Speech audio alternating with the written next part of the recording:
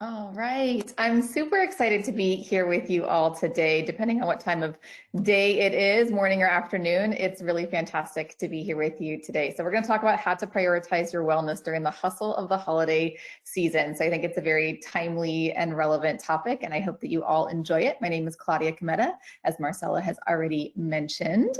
So why am I qualified to teach this webinar? I will go through some of the credentialing and then we'll just kind of talk through from a personal standpoint why I feel like I'm qualified. So I earned my doctorate of pharmacy in 2003 from the University of Florida. So my background is in healthcare.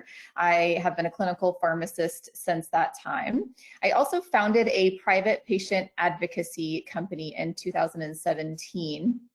And that's what I do primarily for the majority of my time, is helping others navigate the very muddy and complicated waters of the medical system and basically advocate for them in many ways. That includes their wellness. I also am a wellness speaker. So I speak on stages, whether in breakout rooms or for keynotes, about wellness. And then finally, from a credentialing standpoint, I am a certified meditation instructor. And so that will play into what we do a little bit in this webinar. So that's kind of my credentialing and titles, and sometimes titles can get kind of exhausting. So just from a personal standpoint, working in healthcare, I understand hustle and I understand exhaustion, as many of you are in that place right now in the nonprofit world. This time of year I know is very hectic for you, and lots of things going on with regard to fundraising and annual meetings and elections and just lots of things going on.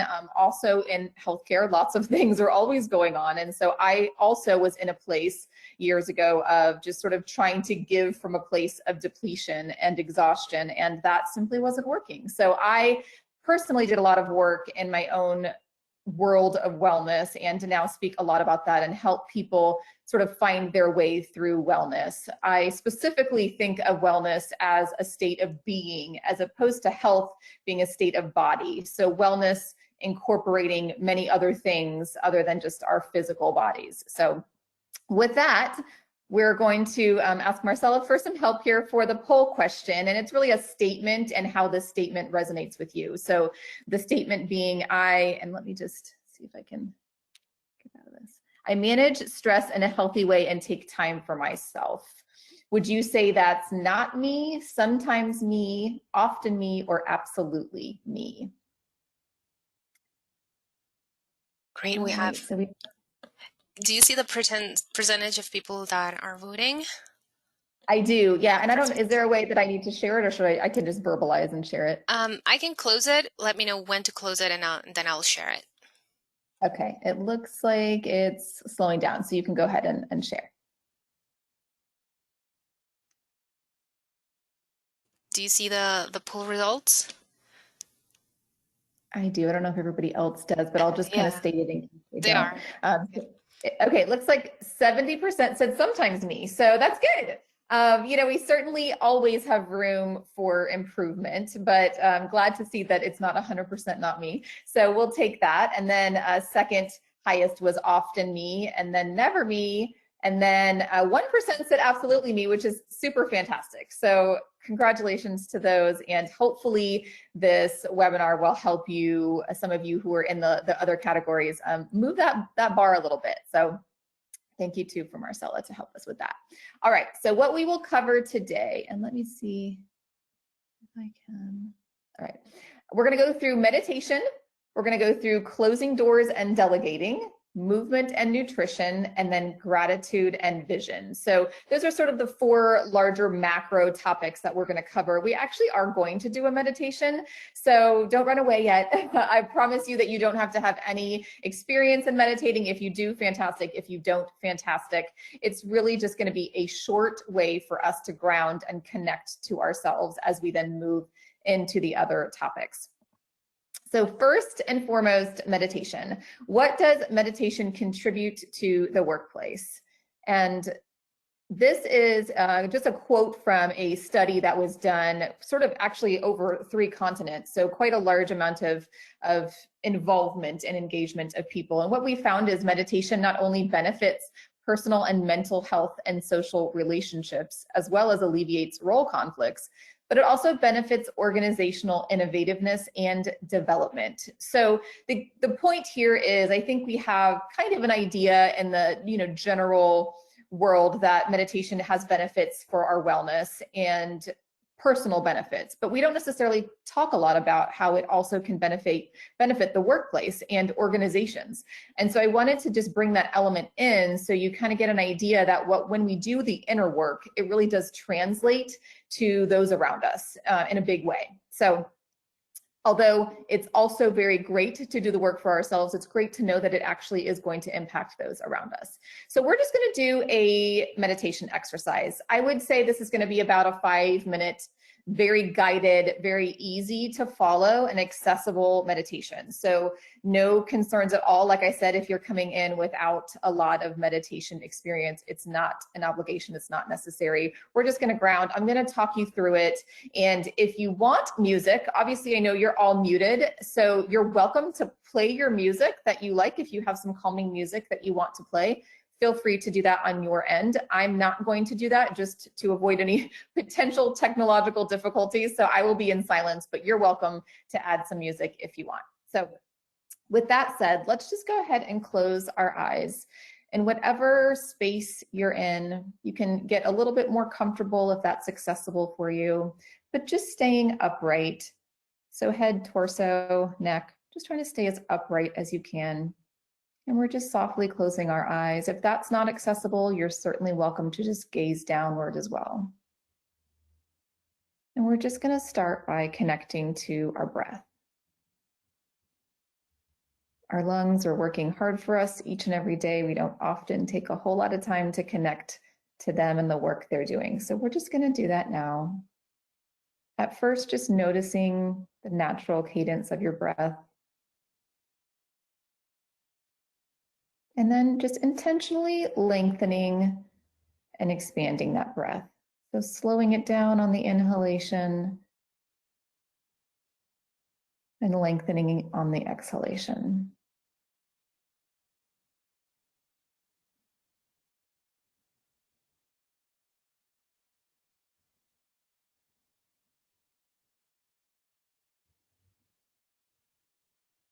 And anchoring to your breath is always a great place to come back to if your mind starts to wander.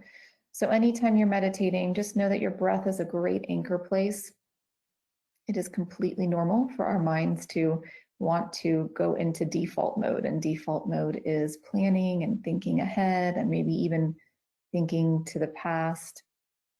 So we're not going to judge or be angry when that happens. We're just going to notice it as if it's a cloud in the sky passing or a car passing on the road. And we're just going to come right back to that anchor of our breath.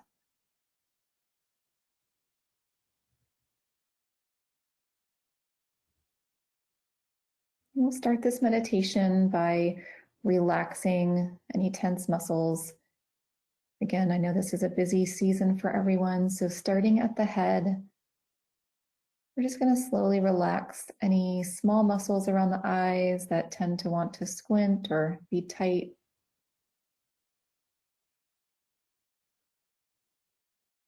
Bringing softness to the cheeks and the jaw.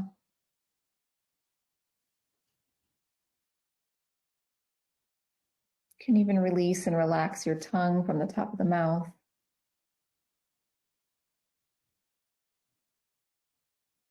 As we stay connected to that breath, we're going to bring our shoulders up, back, and down.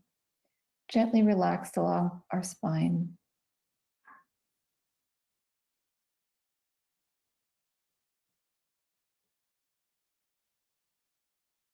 Relaxing and releasing the belly.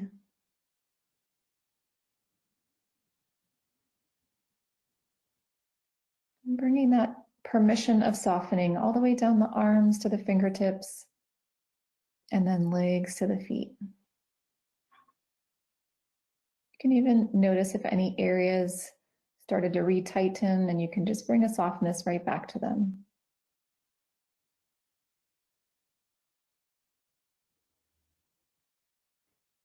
Again, staying anchored in that breath and coming back whenever the mind wants to wander.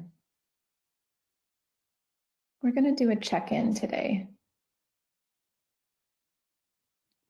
something that we don't often do.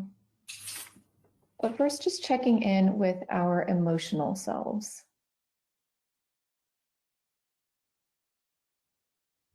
Where are we from an emotional standpoint? Just right here in this moment.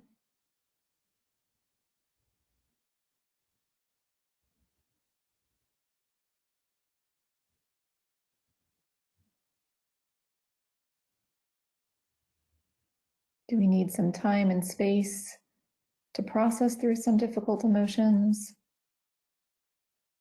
Do we need a friend to talk to? Or are we pretty good today with our emotional selves?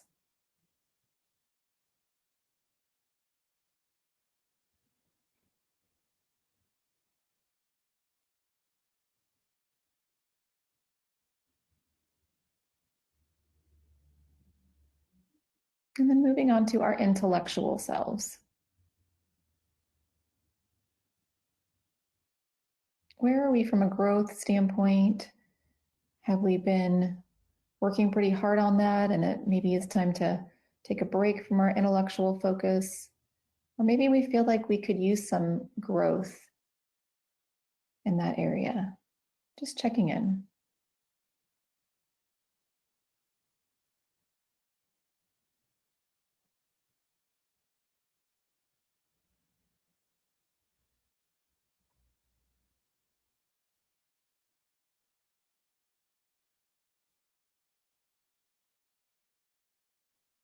And lastly, where are we with our physical selves? What do our bodies need from us today?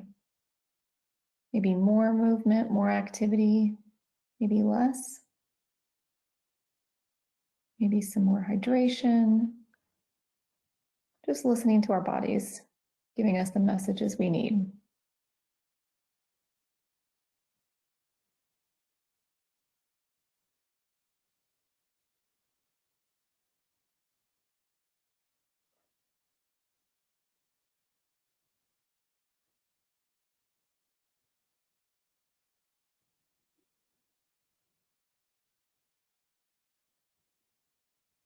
We'll take a couple deep breaths here, again, re-anchoring back to that breath.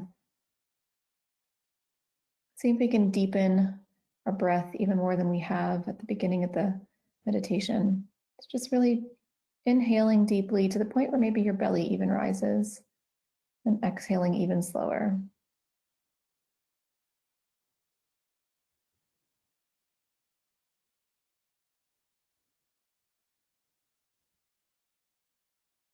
And as always, we like to thank ourselves for taking the time and space to check in. And when you're ready, you can come back to your space and slowly open your eyes. I hope that was helpful for you all, and know that you can always come back to that kind of a meditation where you're just checking in. And it's just super valuable to listen, because our best and most valuable wisdom will always be inner wisdom. So we need some silence to do that. And so I hope that that was beneficial for you. All right, next we're going to talk about closing doors and delegating. And first, it's really important to kind of point out why this is especially hard for nonprofit leaders. Nonprofit leaders are an amazing group of people, and I guess you would all agree with that, right? But you know, nonprofit leaders come with a huge amount of intellect and passion and commitment to the work that they do, and also an extreme amount of ability and capability, such that doing everything is typically the default, and to start to delegate and prioritize and maybe even close some doors is not a usual practice, but often a very valuable practice, especially at times of year that are super busy like this. So we're going to talk a little bit about ways in which we can do that. And I didn't mention before to get some paper, but if you have some paper nearby, that would be helpful. If you don't, it's okay. You can do these exercises just thinking them through, it's all right. But if you do, or if you have something that you can type on nearby, that's perfect as well. But first, we're going to talk about identifying our daily tasks. So you could do that either by just on a blank sheet of paper, a brainstorm of what your daily tasks are without any super concrete structure. The other way to think of it is just from your time standpoint. What am I doing at 9 o'clock at my day, or 10 o'clock or 11 o'clock? And this goes through to 8 o'clock, not suggesting you should be working that late, but maybe you are. And so what are your daily tasks? What are the things that you do every single day? So identification is going to be first and foremost important, so we know where we're at. So I'm actually just going to take maybe 30 seconds here of silence just to allow you in your space to write those down if you have the ability to. If not, you could type them out. And if not, you could just think through some of the tasks that you have. So we'll just take about 30 seconds here of silence.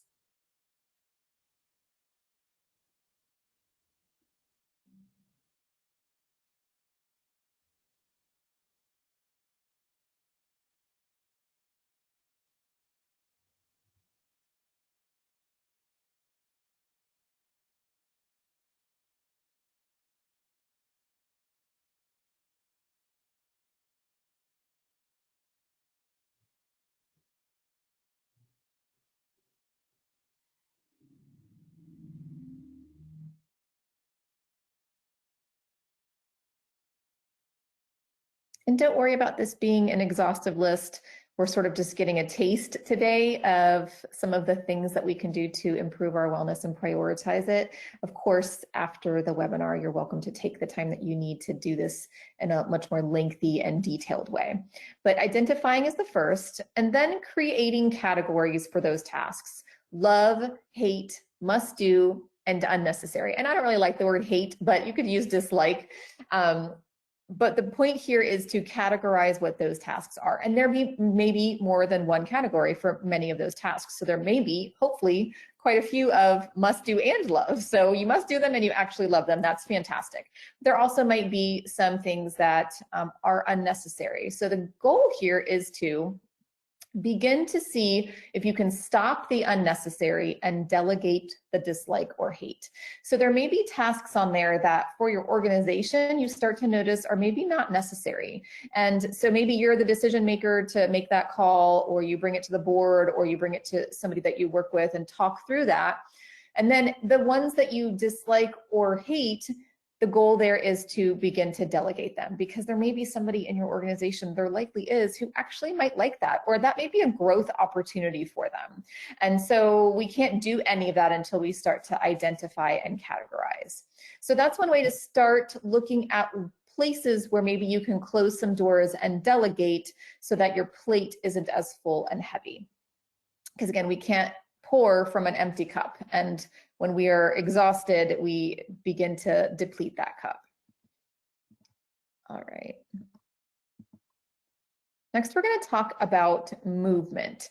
Now, I don't think that it's a shocker or a surprise that the more that we move and have some physical movement and exercise, the healthier that we typically are. Now, movement in the workplace can be difficult because we're often sitting at a desk, or we are not necessarily in a place where we can take the time that we need to physically move.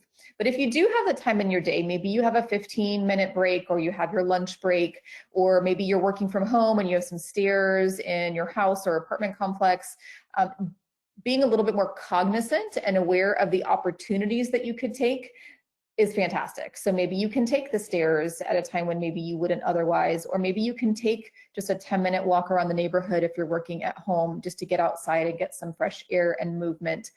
We obviously aren't going to go for a walk today because we're on a computer, but I did want to point out the benefit of movement and then take you through some exercises that you could do from the place that you are sitting and working. So first and foremost, I just wanted to share this quote again from just some studies that have gone on in the field of movement and organizations. Increased movement at the workplace as a result of promoting physical activity and reducing sedentary behavior generates important health outcomes across physical, mental, social, and economic domains. And these benefits extend across the individual and organizational levels. Again, the reason I'm bringing this up, very much like meditation, is that this is not just benefiting us. Fantastic that it is, because it really is. But also it is extending across the organizational levels as well, because the things that we do for ourselves help us to show up better for others, show up better for the organization, for the people that we're helping. And then it has a ripple effect to others. So I wanted to point that out, but I'm also going to lead you through a few stretches, because this is charity how-to. So we are going to do some how-to.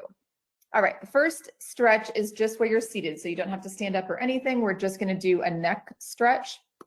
Starting just seated as you are, again, torso upright, head upright, and we're just gonna start by lowering our right ear to our right shoulder. And the degree with which you're able to do that is completely up to you and your tolerance level, but we're just trying to get our right ear to our right shoulder as close as we can, starting to feel that stretch. And then to deepen that stretch just a little, we're going to bring our right arm up and around to put a little bit of pressure on our head and neck. Again, this is only to your tolerance level. Just to deepen that stretch a little bit, you'll start to feel it a little bit deeper on the left side of your neck.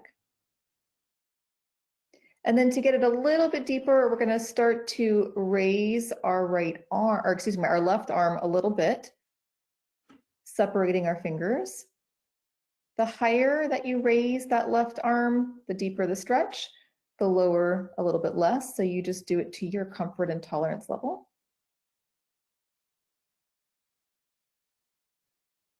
And you can start to feel that stretch up the left side of your neck and also down the left arm. Of course, when you do this on your own outside of this webinar, you could do it for as long as it works in your day and as long as you feel like you need it. So always listening and checking in with the body. For purposes of this webinar, we're going to go ahead and move on to the other side. So you can just drop the arms first, then secondarily drop the head. So neck to chest, rolling slowly over to the other side. So now we have left ear to left shoulder. And bringing up left arm to deepen that stretch just a little bit. And then when you're ready, raising the right arm just a little. Separating out those fingers and noticing that stretch on the right side of your neck and down your right arm.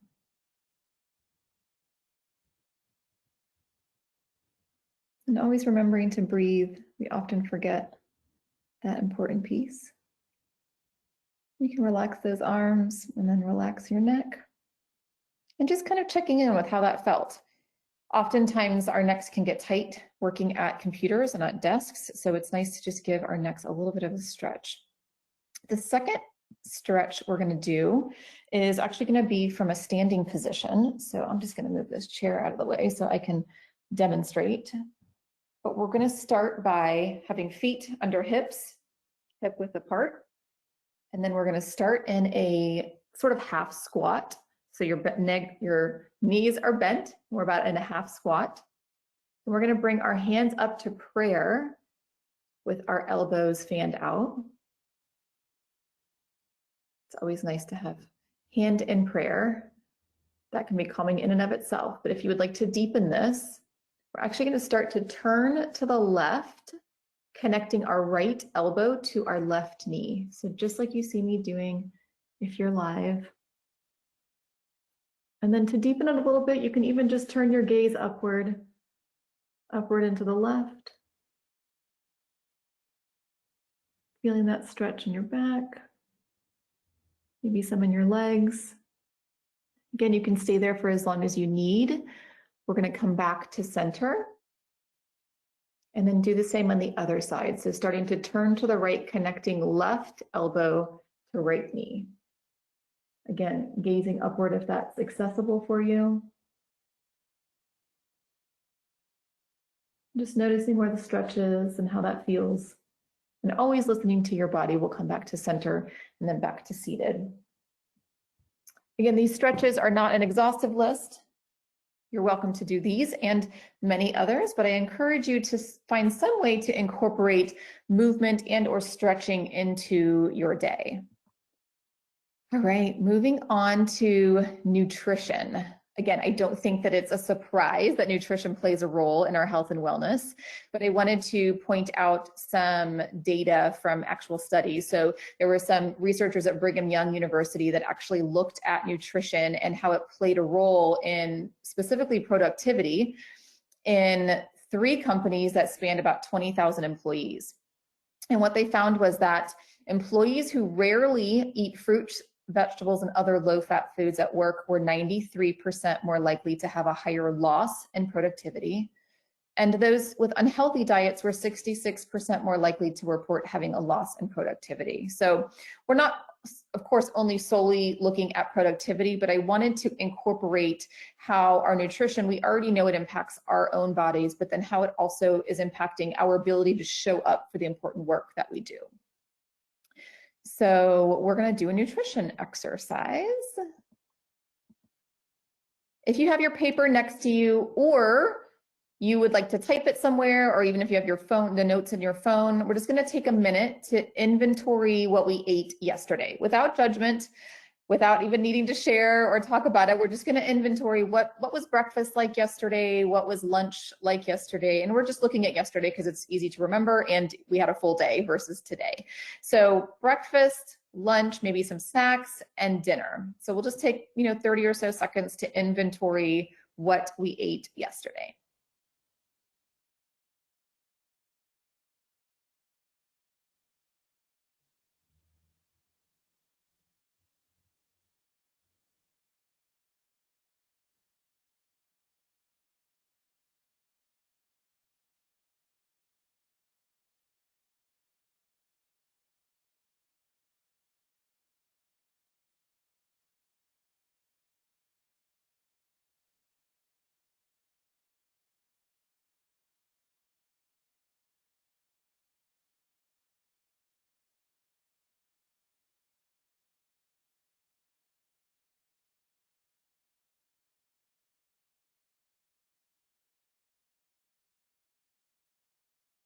And as you write these out, you might, again, not any judgment at all, but as you write it out, you might just think through also, what went into the decision making of that. Maybe you were rushed, maybe you intended to do some food prep on Sunday, but it didn't really work out. So whatever the case might have been, just kind of thinking through also what the intentions were and whether or not those were able to be followed through on.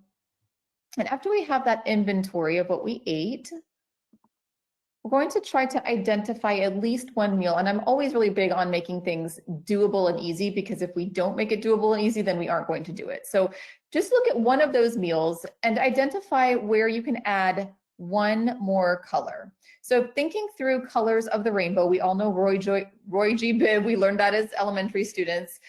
What color of the rainbow could you add to one of those meals? Maybe it's green spinach with your eggs in the morning. Maybe it's a green cucumber with your salad or some other food that you have at lunch. So thinking through the naturally derived colors, of course, not red velvet cake or a brown cookie, but what types of fruits and vegetables do you like? Because we don't want to start with something that you don't like, but is there a fruit or vegetable that's maybe your favorite? Maybe it's orange carrots. And would it be possible to start to incorporate just that into one of your meals and to make them a little bit more colorful? And as we make one habit and stick with that, then we can add some more, but starting out slow and easy is always going to be more sustainable. So this is always a way to check in. Also, when we did that meditation and we asked our bodies what we needed, this would be a great time also to ask, what do you need? Asking our bodies what we need from a nutrition standpoint, and those answers will often come. And that also includes our hydration and other things that we won't have time to go into in too much detail here today, but it's really important to do that check-in, even if it's just when you wake up for a couple minutes and ask your body what it needs. All right, we're going to slowly get to the end of this webinar with gratitude and vision. So I don't think, again, that it's super shocking that a sense of gratitude is better than holding vibrational energies like anger or resentment or frustration or overwhelm. And the reason I love gratitude is because it's so easily accessible and it's such an easy shift. So when we're in a state of all of those things that I just mentioned, anger, frustration, overwhelm, moving into gratitude can happen pretty quickly, and it can change our energetic state really quickly. And so it's something easy to access. And I like to do things that are easy because we can access them easy throughout our day. So grateful individuals experience more positive emotions, are more satisfied with life, and experience fewer negative emotions, including depression, anxiety, and envy. Again, probably not super shocking, but we do have plenty of research suggesting that's the case. It's not just theory. So what I would love us to do as we're ending this, just as I suggest that you do at the end of your day, so similarly at the end of our webinar, thinking of 3 things that you're grateful for. And what I like to tell people is 3 things that you're grateful for today, because oftentimes I'll ask my son, what are you grateful for? And he'll say life, and all those things are fabulous, but it'll be very macro level, things that you could say every single day. And that's all perfectly okay, but it's really great if we can start honing in what happened today, what specifically happened today that we can tap into the energy of gratitude for. So again, on your paper or on your computer or on your notes on your phone, you can think of 3 things, even though I know it's not the end of the day, but think 3 things that maybe so far today you're grateful for, and that might be people in your life, or it could be something that happened. And then we're going to also think about ways we can envision starting tomorrow with gratitude. I'm going to give you one example as you work through writing what you're grateful for. I thought this was cute and found this online. It says, that guy without one leg I saw on the metro, that must be tough. I'm so grateful I have 2 of them. And his wife shouting at him like that. I'm so happy there's no shouting in my relationship. My partner is awesome. My legs are awesome. And on top of it all, so far, I've been one of the thousands of people, I've never been one of the thousands of people dying in a car accident every year. Life is amazing. So any way that you can think of, even if it's just three quick, bullet points. What are you grateful for that happened today? People, events, whatever it might be. And then also on that same piece of paper or on that notepad, envisioning one way you can start tomorrow with gratitude. So that's the vision part, is we want to tap into gratitude for today, but we also want to think, in what ways can we start tomorrow with gratitude? Maybe it's sending a message out of the gate to somebody that popped in our head that we are super grateful for, that's made a difference in our lives. Or maybe it's simply just waking up and saying, good morning, I love you, and being grateful to ourselves for showing up for another day. There's nothing wrong with turning that gratitude right back on ourselves. So I'll just give you 30 seconds here to work through some gratitude.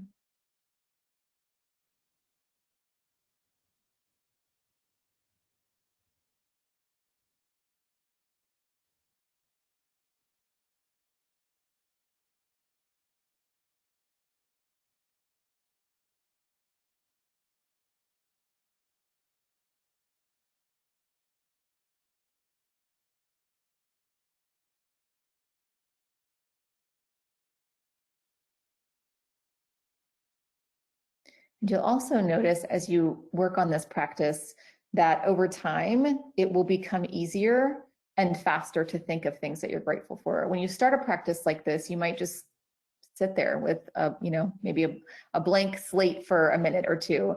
But once you get into the habit of thinking through gratitude, it will become so easy to think of all the amazing things that have happened in the day that you can be grateful for. All right, so as we end this webinar, one last poll question, which we'll ask Marcella to help us with. Again, the statement and then the answers that you can check in with. I feel better able to manage stress in a healthy way and take time for myself. So either yes, bring on the holidays, I got this, or not yet, but this has helped me move in the right direction.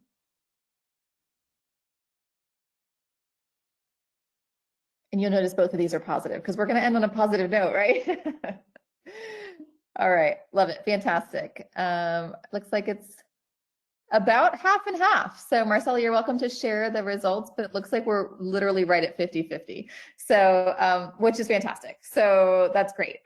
Again, like I said, I know both of these are technically on the positive end, but I wanted to end on the positive end because these tips and suggestions will help you, as will many others that we certainly couldn't cover in the time that we had here. But meditation being a very primary one, and just checking in with yourselves, I really recommend that. Gratitude as well. And really everything that I mentioned can be super helpful for you. So I kind of love that we ended on a 50-50. And with that, you will have an opportunity to do a survey and feedback. I think that will pop up for you. I'll let Marcella maybe explain Thank you so much, Claudia. This was awesome. I do have to check a couple things on my list of wellness to improve. So thank you for reminding me of that. And thanks everyone for joining us today. Like Claudia said, please do complete the survey that will pop up once we close the webinar. This is the first time ever that we have done this topic or this webinar. So your feedback is very, very, very valuable for us. So please, it'll take you 60 seconds and it's anonymous. Thanks again, everyone. Have a wonderful rest of your day. Please stay safe and healthy, and we hope to see you soon again on another charity how-to webinar. Goodbye. Bye.